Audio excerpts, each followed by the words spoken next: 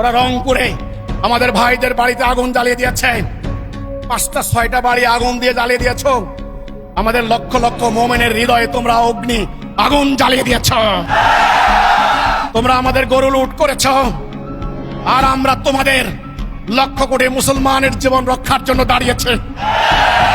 তোমরা আমাদের বৃদ্ধ কালাম ভাইকে পিটিয়ে তার হাড় গোড় ভেঙে দিয়েছ। আমরা তোমার নারীর ইজ্জত রক্ষা করার জন্য দাঁড়িয়েছে। তোমরা যা করছো আমরা তোমাদের মতো তা করব না। তোমরা যা বলছো আমরা তোমাদের মতো তা বলবো না। তাহলে মুমিন আর কাফেরের পার্থক্য থাকে না। আমাদের লড়াই হবে আল্লাহর জন্য, আমাদের সংগ্রাম হবে আল্লাহর জন্য। তোমরা ওয়াজ করে আমার বাড়িতে হামলা করার জন্য উদ্দীপনা দিচ্ছ। কাকে উদ্দীপনা দিচ্ছ? হাজার হাজার জনতার সামনে আজকে এই কথা বলে যাচ্ছি, তুমি মিথ্যা ওয়াজ করে আমার বাড়িতে হামলা করার জন্য উস্কানি দিচ্ছ। তোমার বাড়ি রক্ষার জন্য আমি মাঠে নেমেছি। আমার ভাইদেরকে হত্যার জন্য ফতোয়া দিচ্ছ। তোমার সন্তানকে রক্ষার জন্য আমি লড়াই করছি।